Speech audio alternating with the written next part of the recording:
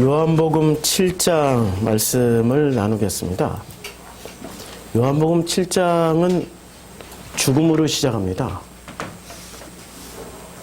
죽음으로 시작해서 7장 전체에 죽음이 기운이 감도는 그런 본문입니다. 7장 1절에 보면 예수께서 갈릴리에 다니시고 유대에 다니려 아니하시면 유대인들이 죽이려 함이라라. 유대인들이 죽이려 하고 있기 때문에 사람 많은 유대로 안 다니시고 사람 없는 갈릴리 시골 한적한 그곳에 그냥 숨어 계시는 겁니다. 19절에 이 죽음을 받습니다. 모세가 너희에게 율법을 주지 아니하였느냐? 너희 중에 율법을 지키는 자가 없도다. 너희가 어찌하여 나를 죽이려 하느냐? 1절 죽음으로 시작해서 19절 왜 죽이려고 하는지에 대해서 주님이 묻고 있습니다.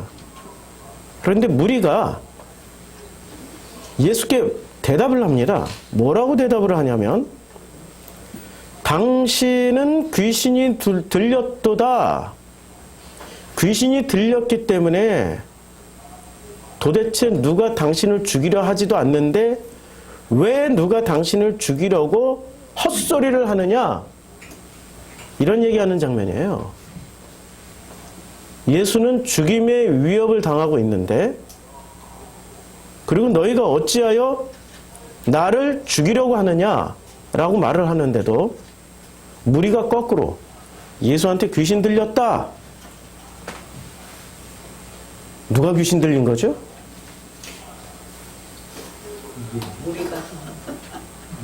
유대인이지만 누가 귀신 들렸어요? 지금 이 순간? 예수가 귀신 들렸어요? 우리가 귀신 들렸어요? 우리가 귀신 들린 자들이에요. 귀신 들린 자 눈에는 멀쩡한 사람이 귀신 들린 자처럼 보이는 거예요. 이 죽음의 시작이 요한복음에서는 여러 번 언급이 됩니다. 제일 먼저 언급된 본문이 5장 16절에 죽음이 언급이 됩니다.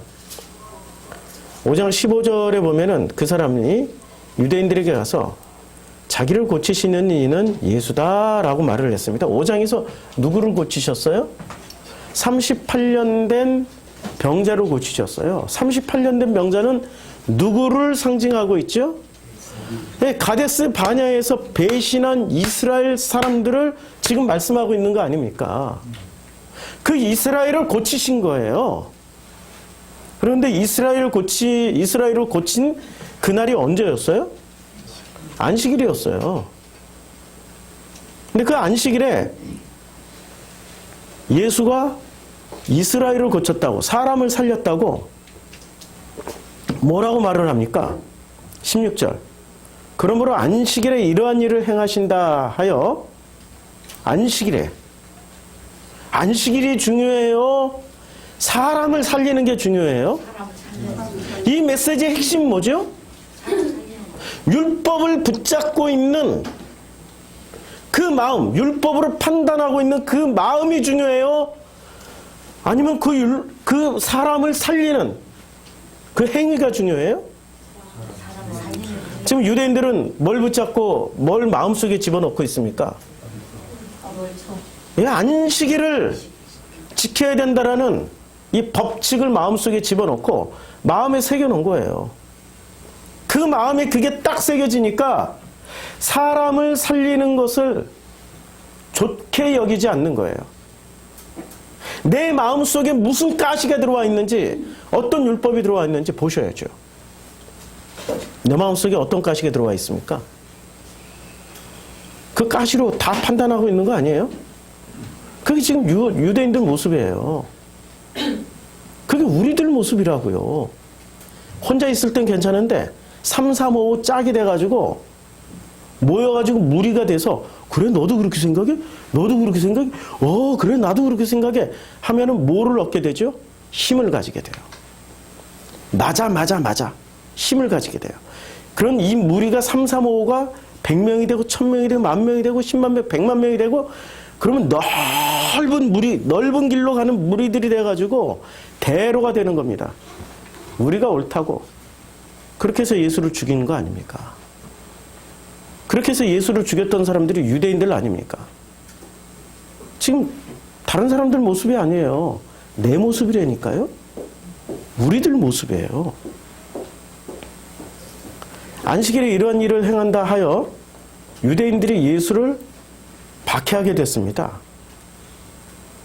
유대인들이 예수를 박해하게 됐어요.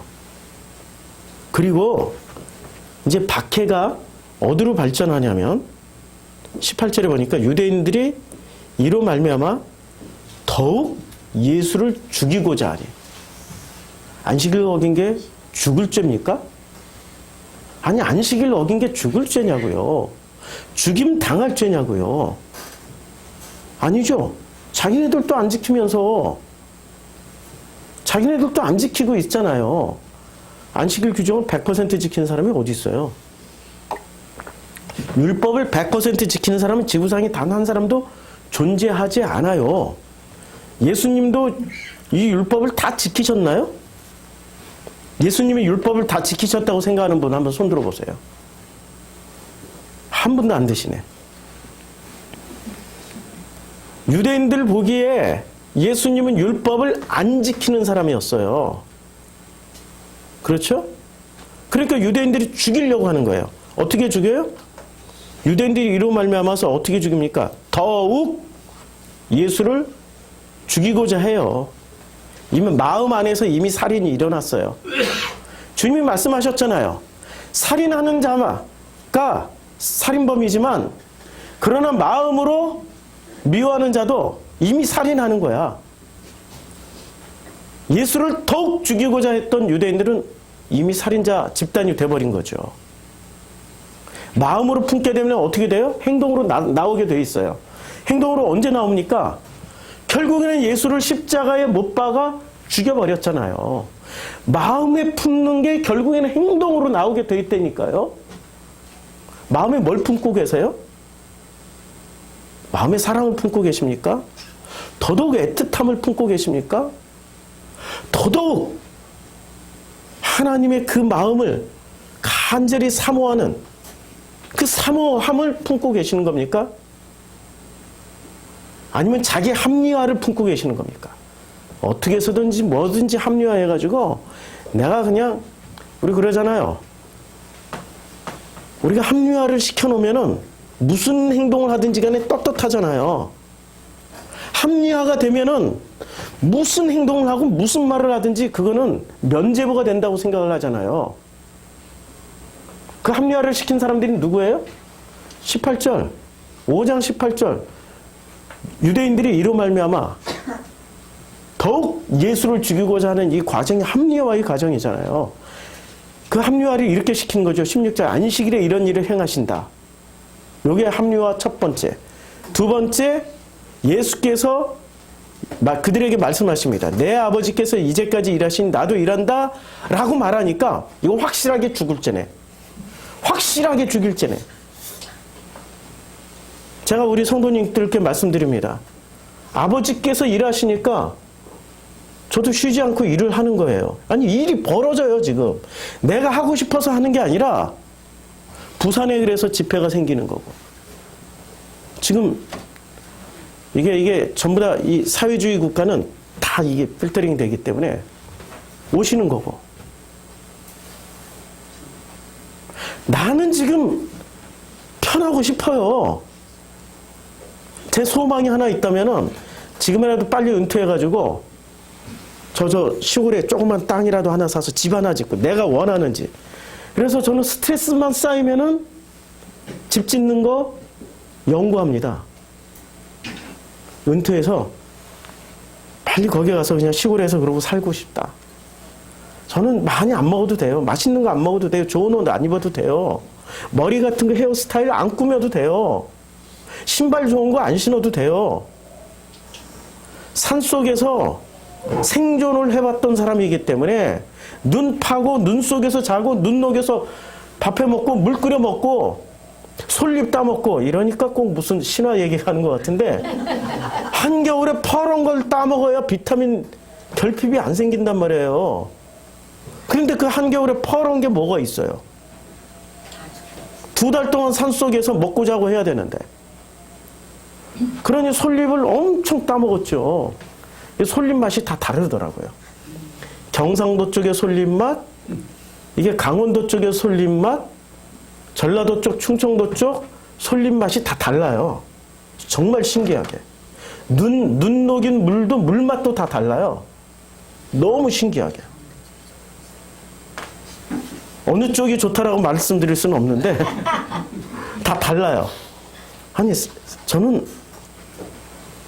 세길주를 2번 하면서 나에게 필요한 건 요 배낭, 요만한 배낭 안에 들어가 있는 옷 2벌, 거기에 있는 몇 가지 물건만 있으면 전혀 불편함 없이 살아가는 것을 체험을 했어요.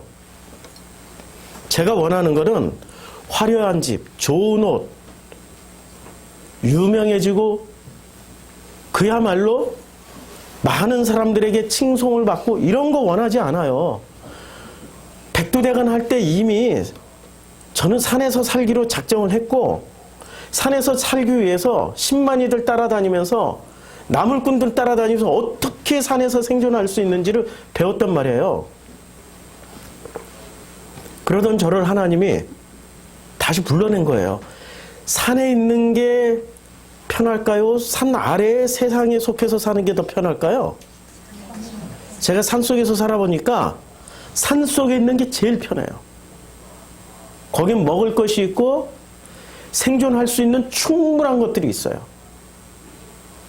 산 아래로 내려가는 건 저에게는 더 큰 용기가 필요했습니다. 하나님이 저를 산 아래로 끌고 내려오셨어요. 저를 이렇게 쓰시기 위해서. 그래서 저는 똑같이 고백할 수 있습니다. 나의 아버지께서 이제까지 일하시니까 저도 그냥 일하는 거예요. 한 번도 저는 이 목회 시작하면서 아버지께서 하신 말씀을 순종 안 한 적이 없어요. 순종하면은 어떤 일이 벌어지냐면 유대인들이 더욱 죽이려 합니다. 근데 그 유대인들이 어디에 있었냐면 우리 교회 안에 다 있더라고요. 우리 교회 안에 유대인들이 다 더욱 저를 죽이려 합니다. 수도 없이 체험하면서 왔습니다. 지난 5년에 여기 산 증인이 여기 있어요. 지난 5년 동안에 수도 없이 제가 어떻게 나쁜 놈이 됐고 어떻게 정말 이 인격 무슨 뭐 파탄자? 뭐 그렇게까지 소문을 내거든. 이런 얘기를 하지 말라고들 조언해 주신 분들이 계셔요. 특히 제 아내가 이런 얘기하는 게 결코 도움이 안 될 거라고. 그렇죠. 그런데 예수도 뭐라고 말씀하세요? 19절 보니까 5장 19절에 그러므로 예수께서 예수를 죽이고자 하는 사람들에게 뭐라고 말씀하시냐면 죽이고자 하는 그들에게 내가 진실로 진실로 너에게 이르노니 아들이 저 아들이에요. 우리 성도님들 아들 아니세요? 아들 맞죠? 자녀 맞죠? 난 여잔데. 그냥 자녀라고. 주님은 아들이니까 아들이라 남성이니까 아들이라고. 자녀가 아버지께서 하는 일을 보지 않고서는 아무것도 스스로 할 수 없나니 아버지께서 행하는 그것을 아들도 그와 같이 행하는 것뿐이에요. 우리 자녀들이라면 하셔야 되는 거 아니에요? 뭐 그렇게 생각이 많고 복잡하고 계산이 많고 그러세요? 유대인들이 지금 그렇단 말이에요. 유대인들이 오늘 7장에 그래서 결론적으로 7장에 그 외에 예수께서 갈릴리에서 다니시고 유대에서 아니 다니심은 죽이려 하기 때문에 예수님도 살짝 주눅 들어버린 거예요. 이 뉘앙스가 느껴지십니까? 왜 살짝 주눅 들었냐면 6장에 그 전초적인 사건이 있었어요. 6장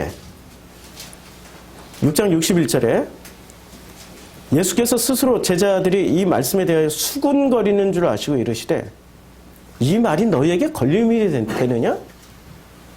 아니 예수를 따라왔던 사람들에게 물어보는 거예요. 걸림이 되느냐? 제가 물을게요. 제가 하는 설교가 걸림이 되십니까? 아니 걸림이 되시냐고요. 네. 왜? 걸려서 넘어지셔야죠. 안 걸리고 안 넘어지시는 분들이 이상한 분들이세요. 걸려서 넘어져야 되는 거예요. 그래서 예수는 당신을 스스로 걸리는 돌이라고 그랬어요. 걸려 넘어지게 하는 돌이라고 그랬어요. 그리고 잘하고 있는 거죠, 제가. 예수처럼 잘하고 있는 거죠. 아버지의 아들처럼 잘하고 있는 거죠. 걸려 넘어지게 하니까. 걸림이 되느냐? 그래서 주님이 이렇게 말씀하셔요. 63절에 살리는 것은 영이니 영을 뭐로 읽으라고 그랬어요? 제 마음을 보시라고요. 아버지의 형상, 아버지의 마음이 담긴 제 마음을 보시라고요. 마음을 안 보고 뭘 봐요? 자기 계산기만 보고 있어요. 그게 유대인들이었어요. 살리는 것은 마음이니 마음이 살리는 거예요. 그래서 우리 교회에 나오는 성도님들이 아버지의 마음을 만나고 거듭나고 체험하고 심지어는 임종 직전의 환자들이 천국 체험을 하게 되고 지난 5년 동안 제가 되돌아보니까 여행했던 1년 빼고 제가 매년 임종 직전의 환자들을 기도를 했더라고요. 아실만한 분이세요. 우리 교회에 열심히 나오셨던 권사님, 또 우리 식사를 다 담당하셨던 그 집사님. 그 집사님 아버님이 돌아가실 듯한데 안 돌아가시고 92세인가 3세쯤 되셨어요. 돌아가실 것 같은데 안 돌아가시고 병원 갔다가 또 다시 퇴원하시고 그러다 보니까 이제 식구들도 그 당신도 그 아버님도 아, 참 힘들다, 야, 막 이런 식으로. 그래서 제가 가서 기도하러 가겠습니다 하고 저 의정부까지 갔어요.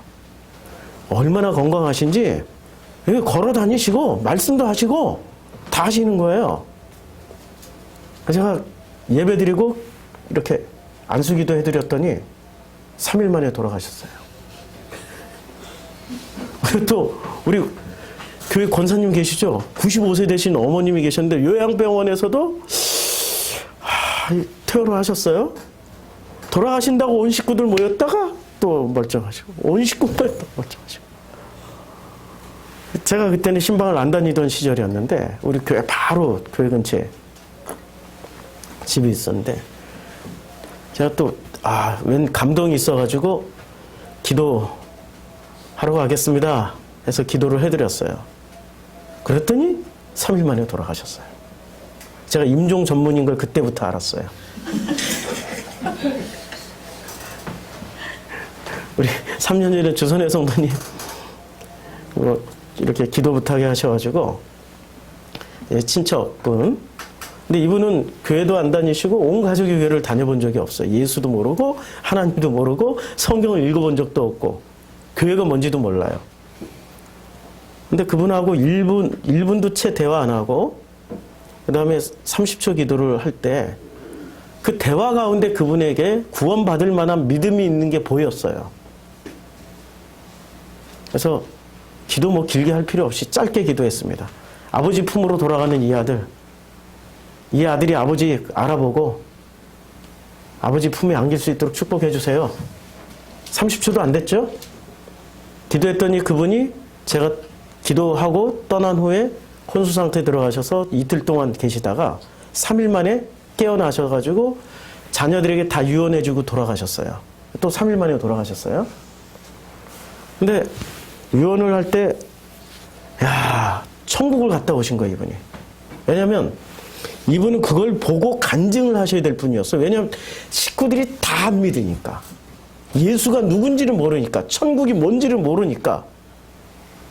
이분을 3일 만에 주님이 깨우셔가지고 간증을 다 하게 하셨어요. 우리 성도님들이 그걸 다 간증 들으신 성도님들이 여기 계십니다. 그리고 요번에 목요일날 제가 병원에 가서 기도를 하게 됐어요. 기도를 하고 이분이 구원받을 만한 믿음이 계시더라고요.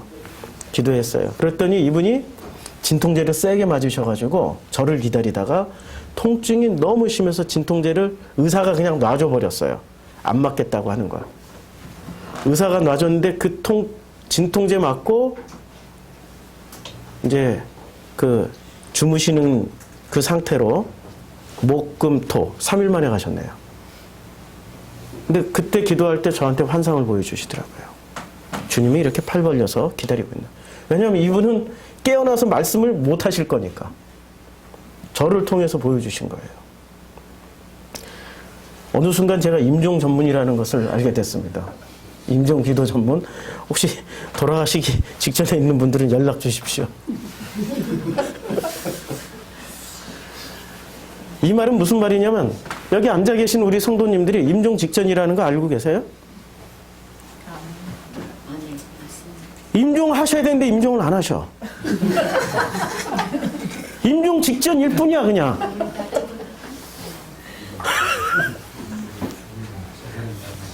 죽어야 살아나는 거지. 죽어야 천국 가는 거고. 그치요? 그래 하나님이 다 보내신 거란 말이에요. 근데 왜 살아나가지고 오히려 예수를 죽이려고 하냐고요. 제가 예수란 얘기가 아니고 유대 이 본문에서 보면 예수를 죽이려고 하고 있어요. 그치요? 유대인이 누구냐고. 우리들이 유대인이라고요. 그 유대인에게 지금 주님이 주눅이 들었어요. 7장 1절에. 그래서 주님이 말씀하십니다. 주님이 말씀하시니까 6장 66절에 그때부터 그의 제자 중에서 많은 사람이 떠나가 버렸어요. 주님을 왜 떠났죠? 자기들이 살려고. 주님 따라다니다 보면 죽을 것 같으니까 자기들이 살아나려고 주님을 버려버리고 자기네들이 떠났어요. 주님을 버려야 자기들이 산다라고 생각하는 거예요. 이게 유대인도 아니고 지금 유대인 그룹 중에서도 제자로 들어온 사람들의 모습이었어요. 제자로 들어온 사람들이 자기 살기 위해서 주님을 버려버렸다니까요. 저처럼 당해보면 알아요. 이 마음이 어떤 마음인지 저처럼 당해봐야 알아. 예수께서 그래서 12제자, 12제자까지는 그래도 안 버리고 남아있겠지, 나를 안 떠나겠지라고 생각해서 자신 있게 물어보신 거예요. 예수께서 12제자에게 이르시되 너희도 가려느냐? 라고 할 때 드디어 주님이 원하시는 대답을 12제자의 대표격이었던 베드로가 답을 줍니다. 시몬 베드로가 68절 시몬 베드로가 대답하되 주여 영생의 말씀이 주께 있사오니 우리가 누구에게로 가오리까? 아니, 우리 교회 오신 분들이 다 똑같은 말 하잖아요. 여기에 복음이 있는데 우리가 어디로 가오리까? 이게 2000년 전 얘기가 아니라니까. 저는 현재 진행으로 체험하고 있는 그 장면이에요. 예수께서 세례 요한이 물어보는 거야. 아니 영생의 말씀이 있다는 거 어떻게 우리가 알 수 있어? 증거를 보여줘봐 하고 세례 요한이 물어보잖아요. 증거를 보여주니까 주님이 뭐라고 대답을 하세요? 마태복음 11장에 예수께서 대답하여 이르시되 11장 4절에 예수께서 대답하여 이르시되 너희가 가서 듣고 보는 것을 요한에게 말을 해. 뭐를 보고? 맹인이 보며 이제까지 성경을 못 읽고 깨닫지 못했던 사람들이 눈을 떴지요. 말씀이 뭔지를 아시죠? 복음이 뭔지를 이제 보게 되는 거죠. 그치요? 못 걷는 사람이 일어나요. 이제까지 종교 안에서는 그렇게 뛰어다니던 사람들이 종교 안에서는 여전도 회장, 남전도 회장, 무슨 구역장에 뭐다 그냥 열심히 뛰어다니던 사람들이 우리 교회만 오면 주저앉아. 아무것도 안 해. 그렇게 드리고 바치고 섬기고 열심으로 종살이를 하던 사람들이 우리 교회 와서는 주저앉아. 나를 섬겨줘봐. 이러고 있어. 근데 그 사람들을 일으키는 일을 이제 제가 하는 거죠. 그렇죠? 일어나라고 했더니 이게 좋사오니 여기가 좋사오니 여기다 초막새 찍고 그냥 이러고 있을래요. 근데 주님이 내려가라고 그러잖아요. 애국과 가나안은 제 민수기 설교 들으신 분들은 아시죠? 동일한 땅이에요. 동일한 시스템이에요. 요셉 때 그렇게 만들어졌어요. 나병 환자가 깨끗함을 입으며 이게 감각 없는 사람들이 감각을 가지게 된단 말이에요. 근데 못 걷는 사람이 걷게 되고 나병 환자가 깨끗함을 받았는데도 불구하고 자기 합리화가 시작되면은 아니야 나는 아직 멀었어. 나는 이걸로 만족해. 나는 이걸로 충분하다니까. 주님 앞에 서보세요. 주님을 만나면 여기서 만족할 수 있는지. 제가 처음으로 주님을 만났을 때 그때 그 봤던 그 세계는 저 궁극적인 지향점이 돼 있어요. 여기에 있는 거 아무리 영화로운 거 갖다 줘보세요. 그걸로 제가 만족할 수 있는지. 여기에 있는 금은보화? 아니 사람이 줄 수 있는 그 모든 사랑들 저한테 줘보세요. 그걸로 제가 만족할 수 있는지. 그거는 말로 설명 불가의 영역입니다. 그건 하나님으로밖에 채워질 수 없는 거예요. 오직 하나님만 채우실 수 있는 거예요. 사람이든 인간관계든 자기의든 자기의 노력이든 그 어떤 걸로도 채울 수 없는 거기 때문에 제 소망은 여기에 있지 않고 아버지에게 있어요. 사람들이 다 자기식으로 감각이 없으니까. 이 감각을 가지게 되면은 매 순간이 아버지의 마음이라 눈물밖에 안 나옵니다. 아까도 설교 시작 전에 울컥하던 것을 참았어요. 맨날 우니까 울보 같아가지고. 모든 감각이 깨어나니까. 여기 앉아있는 성도님들의 그 마음이 느껴지니까. 못 듣는 자가 들을 수 있게 하는 게 제 일이잖아요. 죽은 자가 살아나며. 아니, 육체적으로 죽은 게 아니라 좀 죽은 자가 살아나야 되잖아요. 왜? 죽은 자처럼 누워있는 너희는 빛이니 소금이니 일어나 빛을 발하고 소금의 역할을 하라고 깨우는 일을 하잖아요. 가난한 자에게 드디어 이 가난하게 만들잖아요. 저는 심령이 가난한 자는 복이 있나니. 그렇죠? 가난하게 만들잖아요. 누구든지 나로 말미암아 이제 실족하지 아니하는 자는 복이 있도다. 걸려 넘어지게 하는 분인데 또한 실족하지 아니하는 자는 복이 있도다. 이 말씀을 하시는 분이 예수님이세요. 그래서 요한복음 7장에 이것을 다 설명하시고 다 보여주셨단 말이에요. 그런데 그 예수님이 유대에서 다니지 않고 갈릴리에서 다니려고 하시는 까닭은 뭐죠? 유대인들이 죽이려 하기 때문에 그러는 거예요. 유대인들이 죽이려 하기 때문에. 죽음은 죽으리라는 에스더의 신앙 고백처럼 예수는 이미 죽음을 각오하셨죠. 그런데 의기소침해 있어요. 갈릴리 총구석이 처박혀 있단 말이에요. 아무도 없어요. 왜 그러죠? 누구 때문에 의기소침해 있는 거죠? 수많은 제자들이 떠나갔고 12까지 떠나고 나니까 예수님도 기운을 잃어버린 거예요. 유대인의 명절인 초막절이 가까운지라. 3절에 보면 그 형제들이 예수께 말을 하는 겁니다. 당신이 행하는 일을 제자들도 보기에 여기를 떠나 유대로 가소서. 이렇게 제자들이 옆에 있어요? 없다는 얘기죠. 다 떠나서 어디로 갔어요? 제자들은 사람이 북적북적하는 명절 지키러, 초막절 명절 지키러 유대 땅으로 다 가버렸어요. 그럼 초막절에 유대의 명절인 초막절이 가까운지라. 이 초막절은 어떤 절기입니까? 이 초막절은 제가 여기 찾아놨어요. 스케노페기아, 헬라어로. 그러면 여기서 헬라어 스케노페기아를 중요시 여기는 분들이 계실 거예요. 잊어버려도 상관없어요. 천국 가는데 아무 지장 없어요. 근데 이런 것을 목숨을 걸고 지식 하나 더 챙기겠다고 혹시 저희 교회 오셨다면은 제가 좋은 이 지식 잘 챙겨주는 교회들 소개시켜 드릴게요. 거기 가세요. 지식 잘 챙겨줘요. 저희 교회는 마음 챙기러 오는 데지 지식 챙기러 오는 데가 아니에요. 이 스케노페기아 초막절이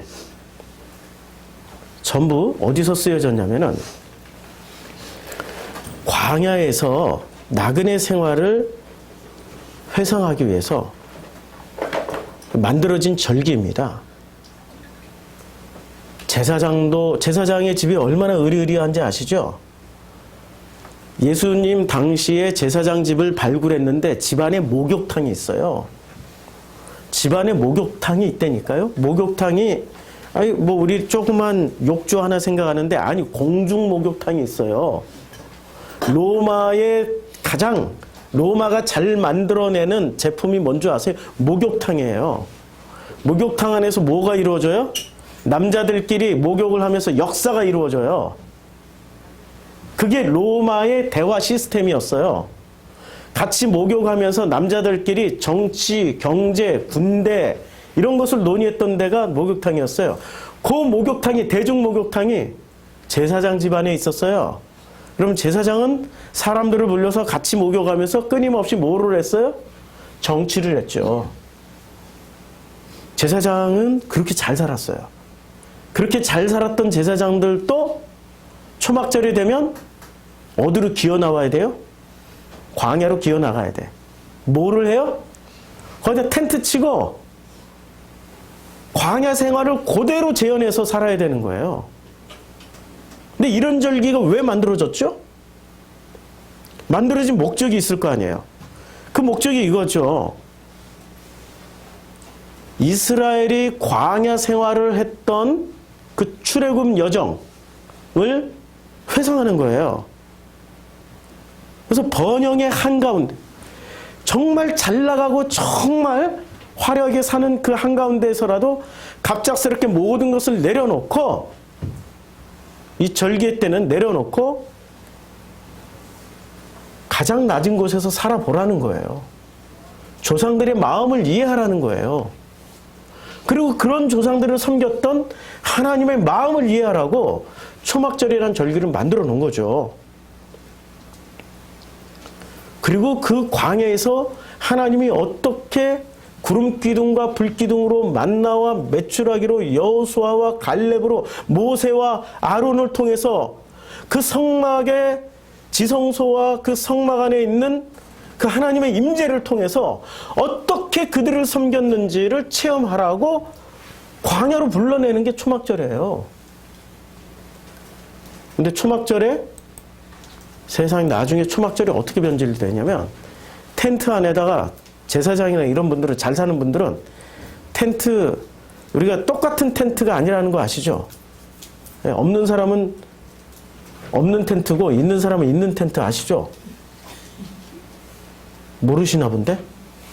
저는 맨날 없이 살아가지고 있는 텐트를 못 봤는데 이때 가지고 계신 분들은 텐트에 온갖 장식을 다 합니다. 온갖 편의시설들을 다 넣어놓고 그 안에서도 정치를 해야 되니까 회의를 해야 되니까 카페트 깔고 의자들 탁 이 정치를 해야 되는 그 분들 의자 탁 만들어 놓고 음식 화려하게 준비해 놓고 과일 세팅해 놓고 변절을 시키는 거죠. 바꾸어 버리는 거예요. 초막자를 만든 목적은 똑같이 재현하는 거죠. 사람들은 이래요. 사람들은 그게 사람들이에요. 욕할 필요 없어요. 우리가 다 그렇다니까요.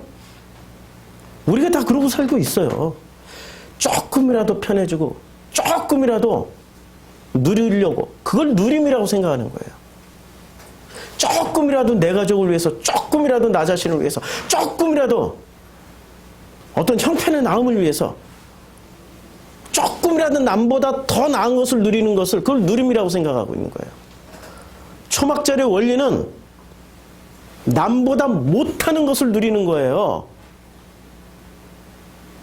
못하는 상황을 통해서 우리를 광야에서 구름기둥과 불기둥으로 만나와 매출하기로 모세와 아론을 통해서 여호수아와 갈렙을 통해서 그 성막에 임재하신 그 하나님을 통해서 우리를 섬기고 계시는 그 하나님을 체험하라는 건데 이들은 그냥 누리려고 그래.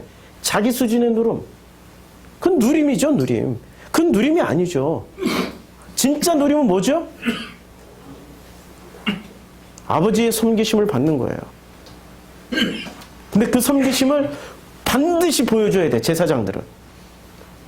반드시 어떻게 보여줘야 돼요? 너보다 나은 걸로 보여줘야 돼. 그게 유대 신앙인들의 모습이었어요. 너보다 나은 걸로 내가 뭐로 보여줘야 돼요? 좀 더 좋은 옷을 입고, 좀 더 좋은 음식이 먹고, 좀 더 좋은 환경으로 텐트를 꾸미는 걸로 보여줘야 된다니까요? 이게 이때 사람들의 모습이었어요.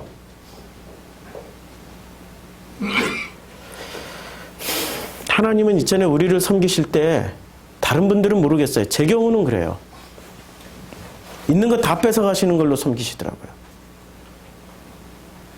제가 제 목숨보다 더 아끼는 정말 마지막까지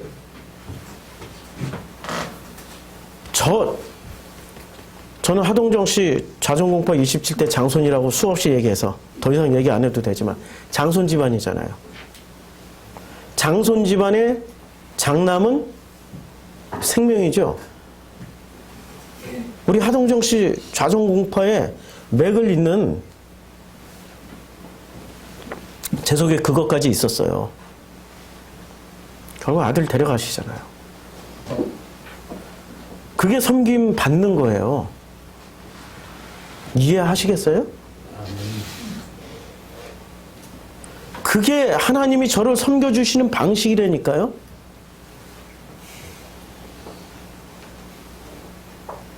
하나님의 섬김을 물질이나 영화로운 거나 잘 되는 거나 번성하는 거나 기가 막힌 어떤 증거물로 삼으려고 하지 마시라고요. 하나님의 섬기심은요, 진멸하심으로 섬겨주십니다. 내 속에 있는 가나안 10부족을 진멸하시고 가나안 7부족을 진멸하시는 걸로 섬겨주세요. 그래서 가나안 땅 들어가기 전에 이미 요단강 건너기 전에 두 족속을 박살을 내고 들어갑니다. 아모리 족속을 박살내고 미디안을 박살내고 들어가요. 아모리는 평판 듣기 좋아하는 것을 박살내는 거예요. 사람들의 평판. 교회 안에서 335 모이면 사람들의 평판을 구하잖아요. 내 말도 이러는데 내 생각도 있는데 너도 그래? 우와, 그렇구나. 이게 맞네, 이게 맞네. 이렇게 힘을 얻게 되잖아요. 그게 아모리라니까요. 예수 주변에 있던 사람들이 다 그 모양이었어요. 심지어는 제자들까지도, 12제자들까지도 야, 너도 그렇게 생각하냐? 나는 이해는 못했는데 그러나 이해했는 척하고 이렇게 하긴 했어. 이렇게 하긴 했는데 생각해보니까 이해를 잘 못하겠다. 너도 그래? 나도 그래? 야, 초막절이 가까운데 우리 그냥 전부 다 유대로 가버리자. 홀라당 다 가버렸어. 예수 혼자 있어요 지금. 이게 아모리. 사람들의 평판을 구하고. 그러면 유대 땅에서 모여서 이제는 제자들만 있는 게 유대인의 갈릴리 사람들만 있는 게 아니라 예루살렘 사람들이 다 전 세계 그 중에 학자들, 신학자들, 목사들, 제사장들 다 모여있어요. 레위인들. 아, 내가 예수 말을 들어보니까 이건 아무래도 안식일법을 어긴 것 같아. 이렇게 얘기를 하다 보니까 이 말이 들려 제사장, 신학자들, 레위들 와서 맞아. 응? 그거 예수가 잘못한 거야. 하고 미디안, 심판을 하게 되는 거예요. 그러니까 더더욱 합리적이고 논리적 근거를 가지게 되는 거죠. 주님 곁에 아무도 없으니 주님이 어떤 일이 벌어집니까? 7장 19절 20절 주님이 말씀하시는 거예요. 어찌하여 나를 죽이려 하느냐? 무리가 대답하되 당신은 귀신이 들렸도다. 누가 당신을 죽이려 하나이까? 예수께서 대답하여 이르시되 내가 한 가지 일을 행하매 너희가 다 이로 말미암아 이상히 여기는도다. 그렇죠? 이상히 여기는도다. 25절 예루살렘 사람 중 어떤 사람이 말하되 이는 그들이 죽이고자 하는 그 사람 아니냐? 지금 7장 전체는 무슨 내용이 계속 오고 가고 있어요? 죽이고 죽이려고 죽임당하려고 죽임당하고자 하는 그 상황 속에 있던 예수의 얘기를 하고 있는 거예요. 이게 유대인들이었고 지금 안 그래요? 누가 하나 놓고 안 죽여요? 우리 교회는 안 그러고 저 회장님들 교회에서는 수시로 죽이잖아. 야, 어떤 구역장이 마음에 안 들고 전도사 마음에 안 들고 그냥 수시로 죽이려고 그러잖아. 수시로.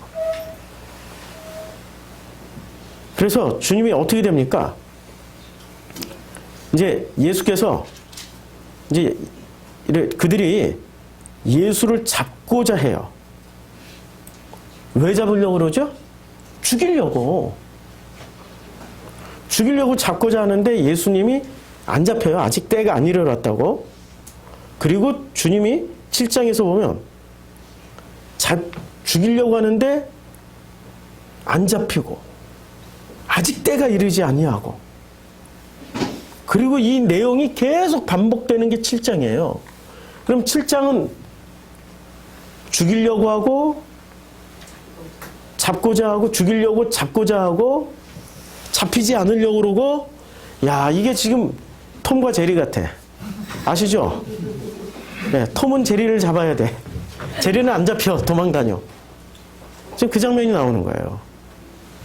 우리는 여기서 예수를 자꾸 신적인 어떤 권위를 가진 하나님이라고 생각하고 신적인 신비한 능력으로 제압을 해버리고 눈을 멀게 해버리고 그래서 싹 도망가고 이런 거 생각하는데 주님은 그런 편법 안 쓰십니다.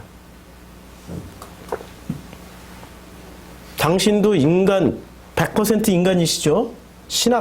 이 신학자들이 100% 하나님 100% 인간이니까 인간의 심성 그대로 가지고 있단 말이에요.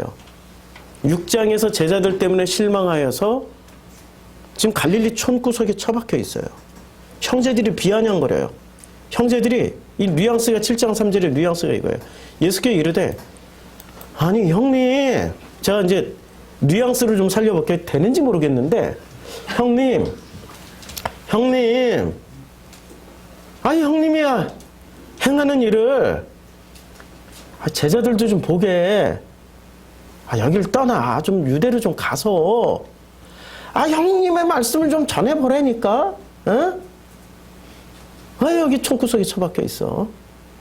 아이 참 이런 뉘앙스 7장 3절이 이런 뉘앙스예요. 그리고 제자들도 5절에 그게 증명이 되잖아요. 이는 그 형제들까지도 예수를 믿지 아니함이로라. 예수를 안 믿는 거예요. 고독한 예수, 외로운 예수. 아니 형제 자매들이란 믿어줘야 될 거 아니에요. 형제 자매들도 안 믿는다니까요. 형제들도 예수를 안 믿어버려요. 그래서 예수께서 뭐라고 말씀하시면 수시로 말씀하십니다. 7장에서 내 때는 아직 이르지 아니하였다. 내 때가 무슨 때예요? 네, 이게 중요한 단어인데 크로노스 그 다음에 카이로스가 있습니다. 자, 크로노스와 카이로스의 때가 존재하는 거죠. 그러니까 뭐 때가 한때, 두때, 반때도 있고 뭐 목욕탕에 가면 때도 있고 뭐 되게 많은데 어떤 때냐? 여기서 7장 6절에 요 때가 뭐로 나오냐면은 제가 지금 이 성경이 뭔가 프로그램이 엉켜가지고 이게 이 바이블 렉스만 떠요. 이게 바이블 렉스. 자, 카이로스의 때죠. 크로노스의 때가 있고 카이로스의 때가 있어요. 그럼 카이로스의 때가 임하지 않으신 거예요. 예수님에게는. 그럼 크로노스의 때는 뭐죠? 그냥 살아가는 거야. 살아가는 거. 크로노스의 때는 복잡하게 생각할 것 없이 내가 살아가는 태어나서 탄생에서부터 죽음까지의 요 기간이 무슨 때예요? 요게 크로노스의 때예요. 그럼 카이로스의 때는 어떤 때예요? 이렇게 살다가 중간에 헷가닥하고 죽는 거야. 헷가닥하고 죽음 당하는 게 이게 카이로스의 때예요. 내가 카이로스의 때에 들어왔는지 안 들어왔는지는 카이로스의 때를 체험해 보신 분들은 알으세요.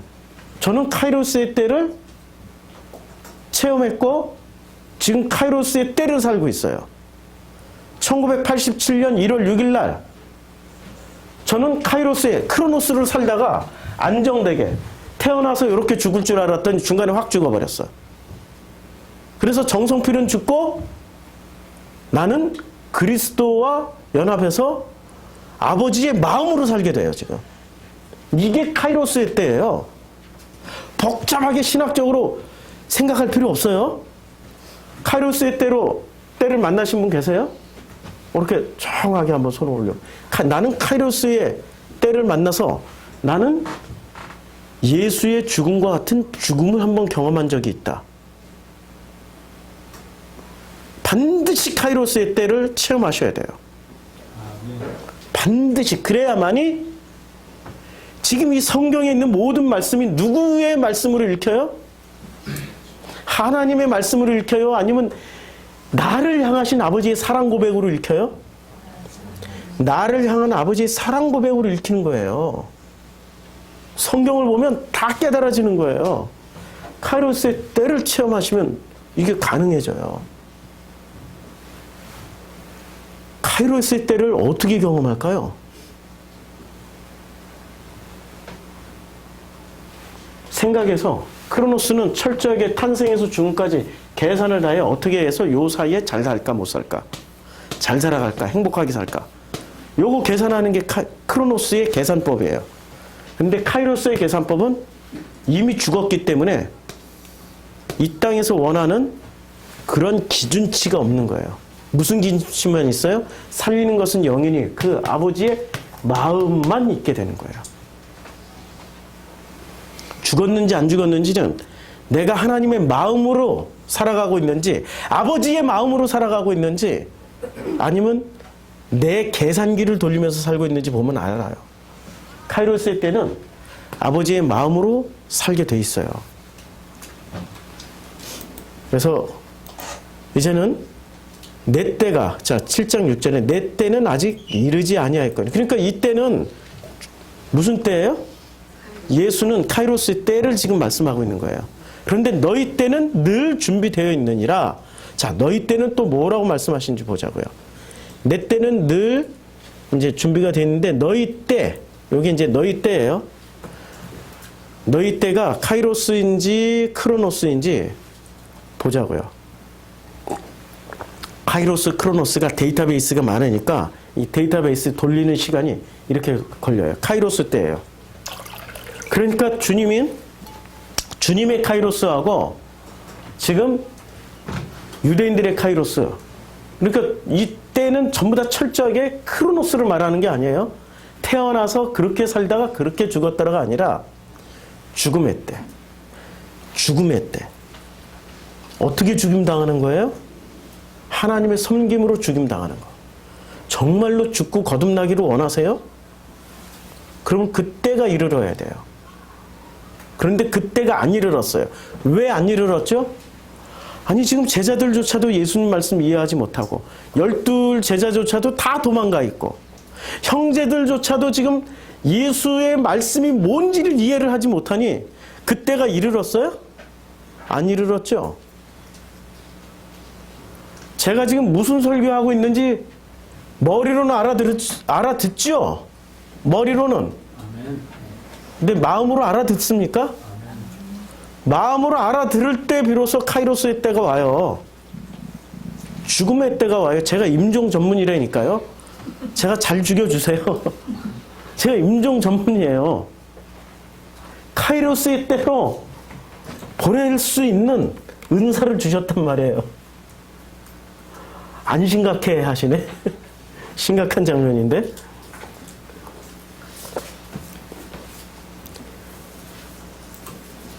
그래서 내 때는 아직 이르지 아니하였거니와 너희 때는 늘 준비되어 있어요.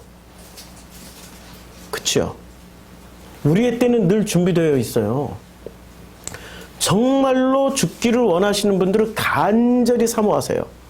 이게 육체적인 죽음이 아니에요. 살리는 것은 마음의 죽음이에요. 내 마음이 아버지 하나님의 마음으로 거듭나는 거예요. 그렇죠? 7절 세상이 너희를 미워하지 아니하되 나를 미워하나니. 자, 이게 아주 기가 막힌. 세상은 누구를 미워해요? 예수를 미워하고 누구를 안 미워해요? 유대인들을 안 미워해요.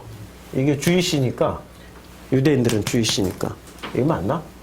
여기는 예수니까. 세상은 예수를 미워하되 유대인들은 안 미워해요. 왜 예수는 미워하고 유대인은 안 미워하죠? 예수의 그 마음으로 전하는 그 말씀을 마음으로 안 받으니까. 뭐로 받아요? 생각이 꼬이니까 어렵다 이런 소리 하는 거 아니에요 지금. 주님 물어보잖아. 알아듣냐? 영생의 말씀이 주님께 있사오니 우리가 네게로 가오리까 하고 홀라당 다 버려버리고 7장이 다 없어. 그 6장 60절 이후의 말씀이잖아요. 영생의 말씀이 뭐 주님께 있사오니 우리가 네게로 가오리까. 그리고 홀라당 가버린다니까요. 말이 얼마나 가벼운지 인간들의 말이. 제가 늘 약속을 하잖아요. 최소한 요한복음 2년 창세기 8년에서 10년 동안을 같이 갑시다. 대답해 놓은 사람들 중에 지금 절반 이상이 여기 사라졌어. 절반 이상이 사라졌다니까 지금. 야! 아만! 뭐 다 해놓고 진짜. 아, 진짜. 아, 승질나.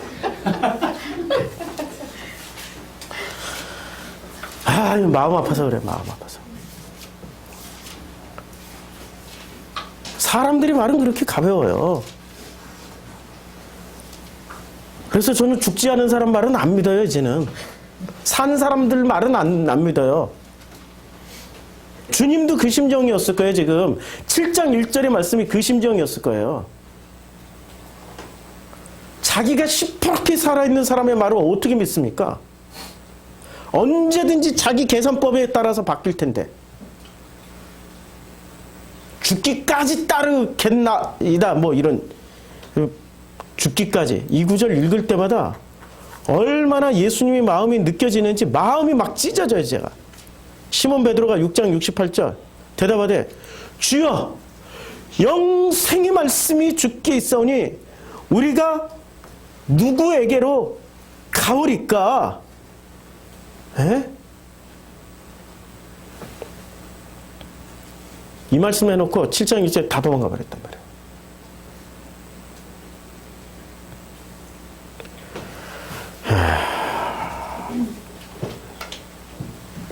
근데 세상이 미워해요? 세상이 미움을 받는 게 좋은 건가요? 세상이 칭찬을 받는 게 좋은 건가요? 미움받는 예수를 보니까 야, 예수 편에 서긴 해야 되는데 세상이 나를 미워해. 욕을 해. 너는 왜 그러냐고. 밖에 나가가지고 막 손짓해.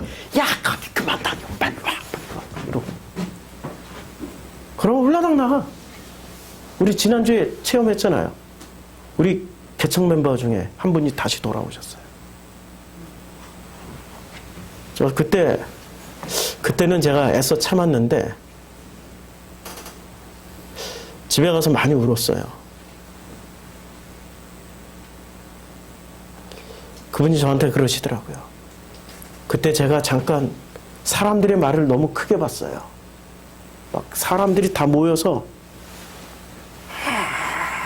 저한테 이랬거든요. 그때 한번 휩쓸리니까 빠져나오기가 힘들더라고요. 목사님 미안합니다. 5년 만에 찾아와서 그 말씀을 하시는데 하나님의 위로로 저는 하나님의 섬김으로 받았어요.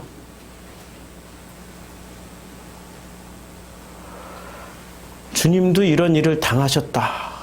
6장과 7장 사이에 내가 아버지 마음으로 가는 게 맞구나. 세상이 나를 미워하는구나. 예? 세상이 나를 미워하는구나.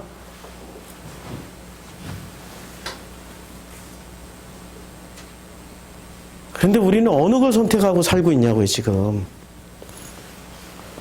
아버지의 마음을 선택하냐고요? 세상이 나를 판단해 주는 걸 선택하고 살고 있냐고요? 두세 명만 모여도 거기가 당이 돼가지고 그 두세 명 밖으로 빠져나오지 못한다니까요?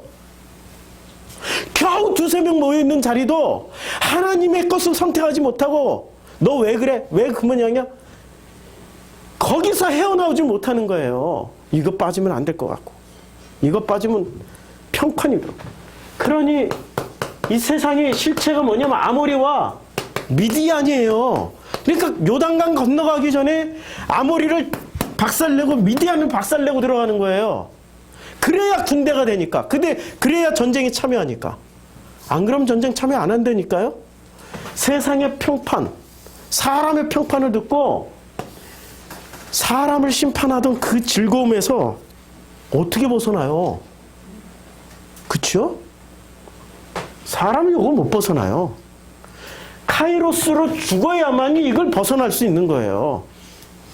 카이로스로 죽기 위해서 참여했던 사람들이 광야에서 가나안 땅 군대가 되어서 전쟁을 치르러 들어가는 거예요. 전쟁을 치르는데 안 죽게 생겼어요? 죽지요. 일단 전쟁에서 총 맞아 죽기 전에 지휘관의 명령에 의해서 먼저 죽어요. 돌격 앞으로 하는데 돌격하기 싫어. 발도 안 떨어져. 나가면 총 맞아 죽을 것 같아. 발이 안 떨어져. 진짜 안 떨어진단 말이야. 경험해 보신 분이 있나요? 그 두려움과 공포 앞에서 진짜 발걸음 안 떨어지는 걸 경험해 보신 분이 있냐고요. 전쟁터 나가면 그렇다니까요. 총 맞아 죽기 전에 사령관의 아니 지휘관의 명령에도 자기가 그것이 몸이 안 움직여져요. 죽을 것 같으니까. 그런데 돌격 앞으로 하면은 진짜로 자기 생각이 없어. 사람들의 평판이 없고 자기가 지휘관을 심판을 안 해. 돌격 앞으로 하니까 돌격 앞으로 가. 왜 앞으로 가죠? 이 광야 백성들이, 광야 2세대들이 왜 돌격 앞으로 하면 돌격 앞으로 가냐고요. 나는 당연히 죽어야 되니까. 아시겠어요? 그게 전쟁에 참여하는 거예요. 창세기 2장 말씀에 안식 개념을 정리를 해줘요. 천지와 만물이 다 이루어지니라. 2절 하나님을 그가 하시던 일을 일곱째 날에 마치시니 그가 하시던 모든 일을 그치고 일곱째 날에 안식하시니라. 일곱째 날에 안식하시기 위해서 천지와 만물이 다 이루어져야 돼요. 근데 천지와 만물이 다 이루어져야 되는데 이 천지와 만물이란 단어가 뭐냐고요. 슈퍼바이블이 렉 걸려가지고 이게 안 돼가지고 제가 이 창세기 2장 2장을 이 좀 느린 바이블 렉스로 띄어서 합니다. 자, 천지와 만물이, 이 만물이 뭐로 나오냐면 짜바라는 단어로 나와요. 짜바 나오죠? 짜바 뜻이 뭐예요? 전쟁, 군대, 물이에요. 만물이 아니랍니다. 이 번역을 잘못한 거예요. 전쟁으로 번역해야 되니까 하늘과 땅 사이에 전쟁이 다 이루어지는 거예요. 그게 안식에 들어가는 일곱째 날이에요. 광야에서 가나안 땅 들어가는 거는 뭐하러 들어가는 거예요? 짜바를 이루기 위해서 전쟁하러 들어가는데 전쟁합시다 했더니 전부 다 칼, 총 나려놓고 거꾸로 집으로 고향 앞으로 가버려. 그 고향이 어디예요? 아버지 집이 아니고 자기 집으로 가는 거예요. 자기 집으로. 그렇게 고향으로 돌아갔던 사람이 호밥이 고향으로 돌아갔어요. 광야 1세대들이 전부 다 우리가 어디로 돌아가자고 그래요? 고향으로 돌아가자고 그러고 고향이 어디였어요? 애굽이었지. 애굽 땅에 먹을 것이 있고 나를 위로해주는 바로가 있으니 애굽 땅으로 돌아가죠. 전부 다 고향으로 돌아가 버려요. 짜봐. 전쟁을 치르는 게 이게 안식이란 말이에요. 근데 전쟁은 누가 제일 잘 치러요? 훈련을 많이 받은 군인들이 치르는 거죠. 돌격 앞으로 하면은 사령관을 믿고 가는 거야, 그냥. 그래서 전쟁에서 승리하는 거죠. 이 안식을 설명하기 위해서 성경은 끊임없이 전쟁 개념이 도입되는 겁니다. 그런데 오늘 요한복음 7장에 보면은 요한복음 7장에 자칫 예수님은 어떤 모습으로 보냐면 전쟁에서 실패한 외로운 사람으로 보여요. 근데 그 실패한 외로운 사람으로 보여지는 까닭이 뭐예요? 실패한 외로운 사람으로 보여지는 까닭이 원인이 있을 거 아니에요. 누구 때문에? 무엇 때문에? 왜 이렇게 갈릴리 총구석에 처박혀가지고 모든 사람들이 명절 지키러 올라가는데 혼자 안 올라가려고? 그 외로운 시간을 왜 그렇게 보내고 있는 거죠? 누구 때문에? 무슨 사건 때문에? 믿고 함께 할 줄 알았던 제자들이 다 도망가 버린 거예요. 그것도 12제자까지. 그 중에 영생의 말씀이 주께 있사오는데 우리가 니게로 가오리까 했던 사람들이 제사장 말씀 들으러 가버렸어. 홀라당 가버렸어. 게다가 예수의 형제들까지도 아니 그런 일을 하시려면은 사람 없는 이곳에 있지 마시고 사람 많은 유대 땅으로 가셔야 되는 거 아니에요? 이러고 비아냥거리고 있어요. 그게 지금 예수의 모습이에요. 자기 때가 아직 자기 죽음의 때가 이르르지 아니하셨고 너희의 죽음의 때는 항상 있다라고 말씀하셨던 그분이 그 죽음 8절 너희는 명절에 올라가라 내 때가 아직 차지 못하였으니 나는 이 명절에 아직 올라가지 아니하노라.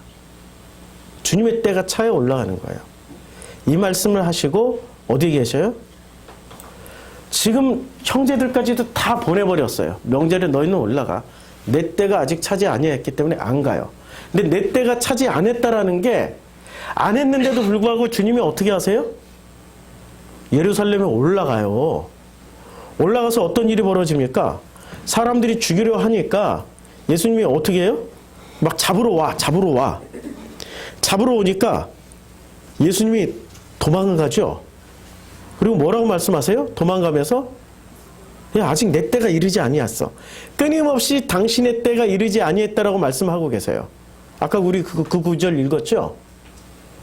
다시 찾으려니까 자 손을 대지. 여기 있네. 그들이 30절 예수를 잡고자 하나 손을 대는 자가 없으니 이는 그의 때가 아직 이르지 아니했다. 그렇죠? 예수님이 때가 아직 이르지 아니했는데도 예루살렘에 올라가셨어요. 왜 올라가셨을까요? 때가 이르지 아니했는데도 왜 올라가셨어요? 그게 아버지의 마음이에요. 아버지 하나님의 마음이라니까요.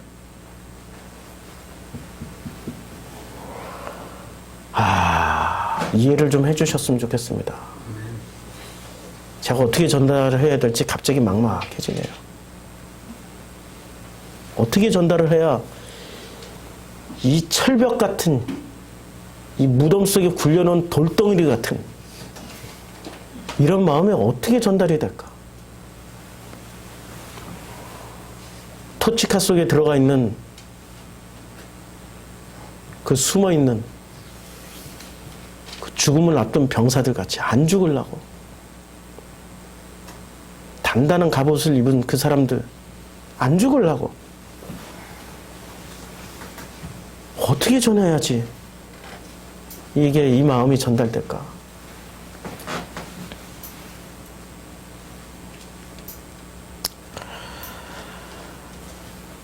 어제 장례식장에서 이런 설교했습니다.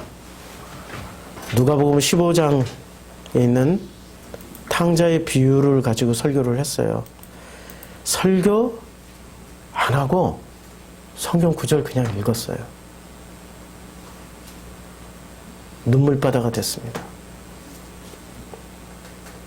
제가 설명해서가 아니라 말씀 안에 계시는 아버지의 마음이 그 죽음의 자리에서, 극한적인 그 죽음의 자리에서 전달이 됐기 때문에. 어제처럼 한번 읽어볼게요. 우리는 몇 명이나 우는지, 우리는 얼마나 마음이 단단하게 굳어있는지 똑같이 한번 읽어볼게요. 그게 우리의 현실이라는 것을 알으시길 바랍니다. 또 이르시되, 어떤 사람에게 두 아들이 있었습니다. 큰아들과 작은아들이. 근데 둘째 애가 아버지에게 말을 합니다. 아버지가 가진 재산 중에서 어차피 나한테 주셔야 될 것이 있는데 내게 돌아올 분깃을 내게 주소서. 그래서 아버지가 그 살림을 작은 아들에게만 준 게 아니라 큰 아들까지 다 해서 각각 나눠 주었습니다. 며칠이 안 되어서 둘째 아들이 아버지께 받은 재물을 다 모아가지고 먼 나라에 가서 그 재산을 허랑방탕에 다 써버렸어요. 다 없앤 후 그 나라에 크게 흉년이 들어 이제 먹을 것조차도 다 떨어지게 된 거죠. 가서 그 나라 백성 중 한 사람에게 붙어서 겨우 살아보려고 했습니다. 근데 그가 그를 들로 보내어 돼지를 치게 만들어 놓은 거예요. 돼지 잡아먹으면 되는데 돼지는 안 잡아먹고, 잡아먹다가 걸리면 죽으니까 돼지 먹는 쥐염 열매로 배를 채우자 했는데 주는 자가 없는 거예요. 둘째 아들이 이에 스스로 돌이켜서 자기 고백을 하게 되는 겁니다. 내 아버지에게는 양식이 풍족한 품꾼이 얼마나 많은가. 근데 나는 왜 여기 와서 이렇게 배고파서 죽게 되었지? 죽어가고 있네? 내가 일어나서 아버지께 가야 되겠다. 가서 이렇게 고백해야 되겠다. 아버지, 내가 하늘과 아버지에게 죄를 지었네요. 지금부터는 그 죄 때문에 나를 되돌아보니까, 아버지의 아들이라 일컬음을 아버지의 아들이라고 불리는 것을 감당하지 못하겠네요. 이제는 아버지의 아들이 아니라 아버지 앞에 큰 죄를 지었던 아들이었기 때문에 아들 이름 떼고 아버지 그냥 나를 품꾼의 하나로, 일꾼의 하나로 그냥 봐주시기만 해도 고맙겠습니다. 감사하겠습니다. 이에 일어나 둘째가 아버지께로 돌아갑니다.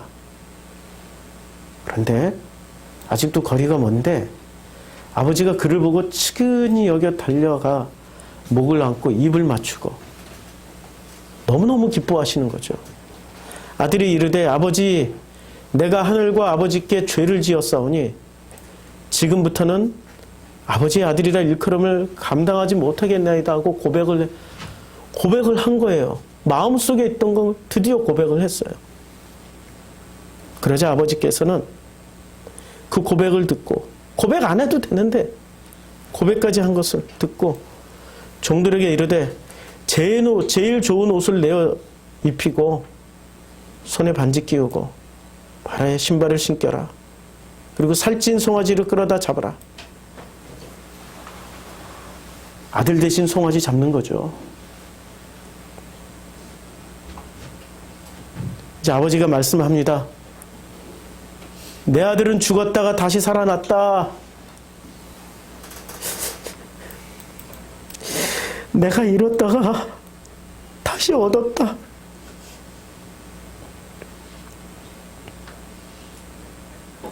그런데 유일하게 울지 않는 한 사람이 있었습니다. 맏아들이 밭에 있다가 이걸 보고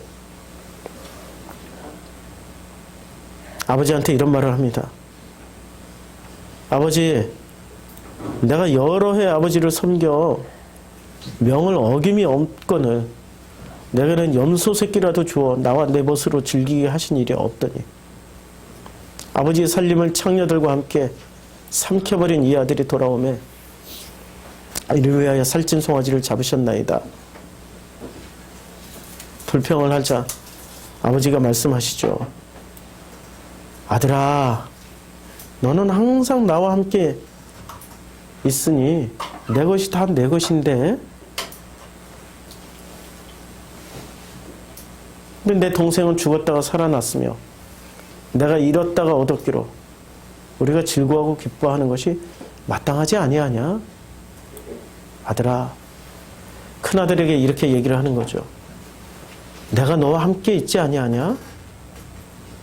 이게 바로 종교인들 아니에요? 언제나 하나님 모시고 살잖아요. 하나님과 함께 살잖아요. 근데 그 종교인이 뭐를 하는 겁니까? 동생을 미디안 심판하는 거예요.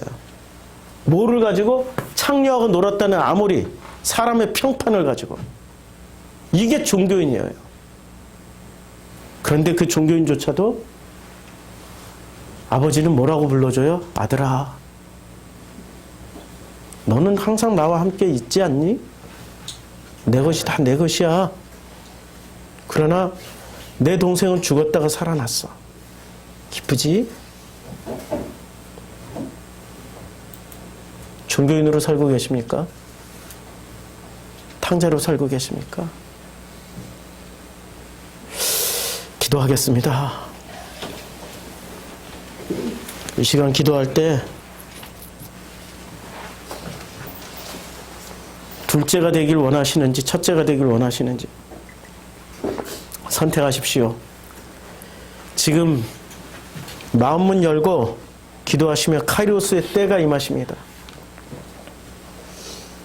언제나 너희를 위하여 그 때는 준비됐다고 말씀하신 그 말씀이 오늘 이루어질 겁니다. 카이로스의 때가 이루어질 겁니다.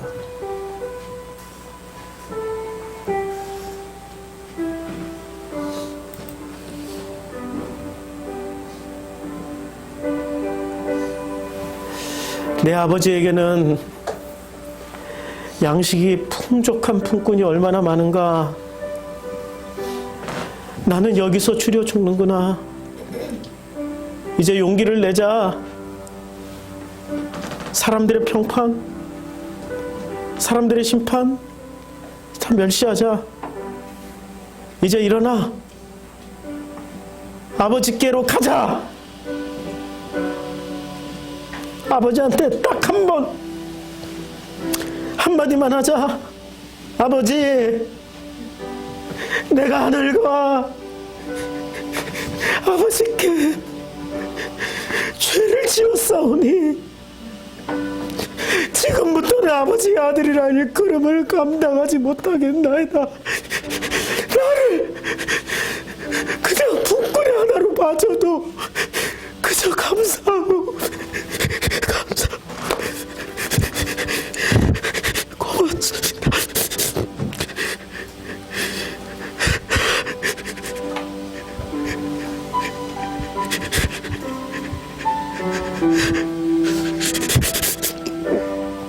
아버지,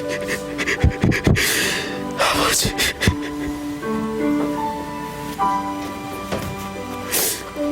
아버지.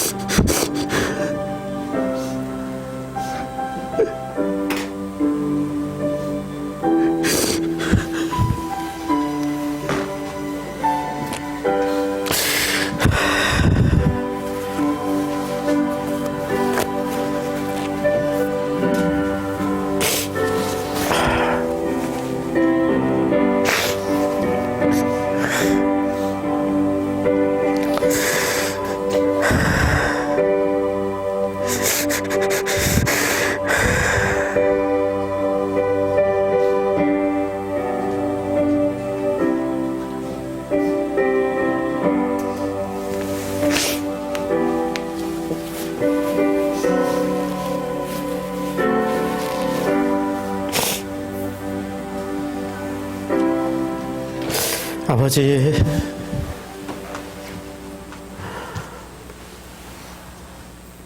아버지를 닮고 아버지처럼 아버지를 흉내내고 아버지처럼 완전해지려고 했던 큰아들은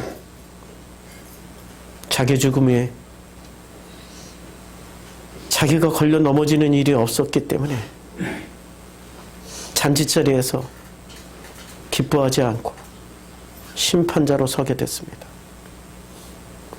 우리는 일평생 이렇게 종교인으로 살아왔고 심판하는 것을 기쁨으로 여기며 살아왔습니다. 그러나 자기 작은 아들은 걸려 넘어진 자요, 돼지와 함께 섞여 살면서 자기 죽음을 체험한 자요, 자기 죽음과 걸려 넘어짐으로 인해서 이제는 하늘과 아버지에게 큰 죄를 지었구나. 이제는 나는 아들 자격도 없고 아들로서 면목도 없고, 그래도 아버지 앞으로 가자. 아버지한테 쫓겨나더라도 죽임을 당하더라도 아버지께로 가자. 아버지께로 가자.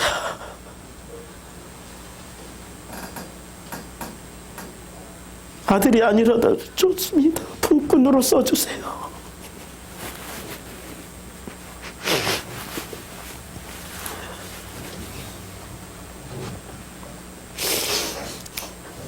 아버지,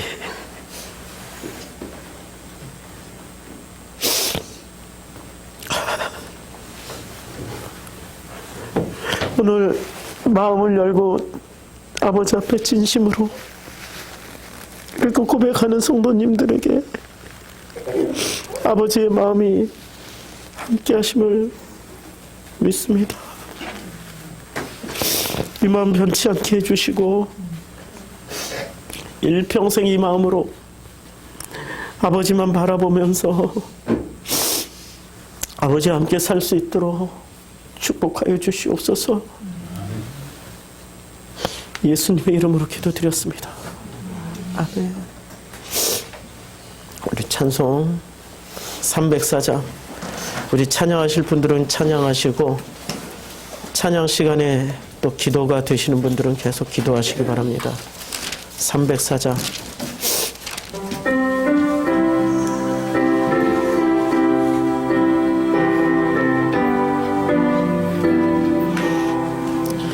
크신 하나님의 사랑 말로 다 영영 못하네.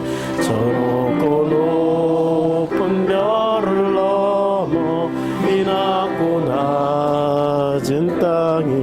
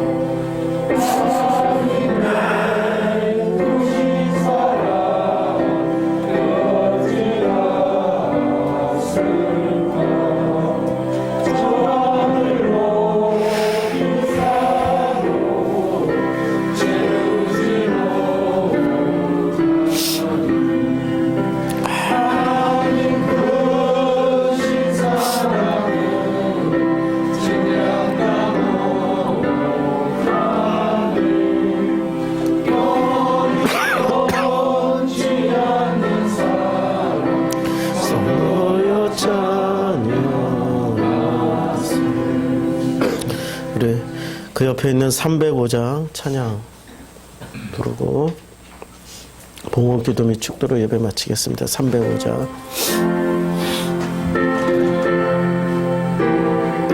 죄인 되어야 죽습니다.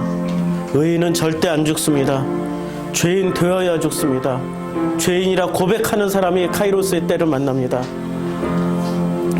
나 같은 죄인 살리신 주께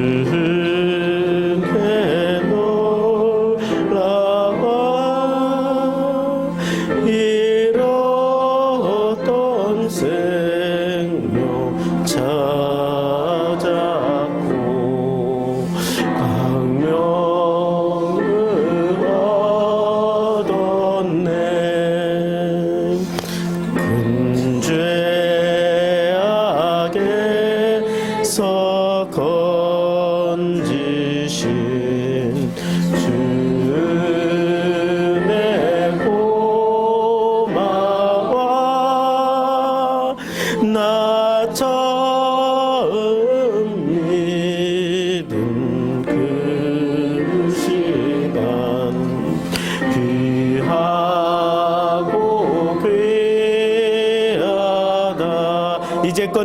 것도 이제껏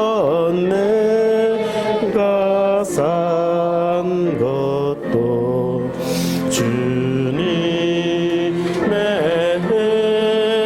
은혜라. 또 나를 장차 본향에 인도해 주시. 거기서 우리 영원히 거기서 우리 영원히 주님의 은혜로 해처럼 밝게 살면서 주 찬양하리라.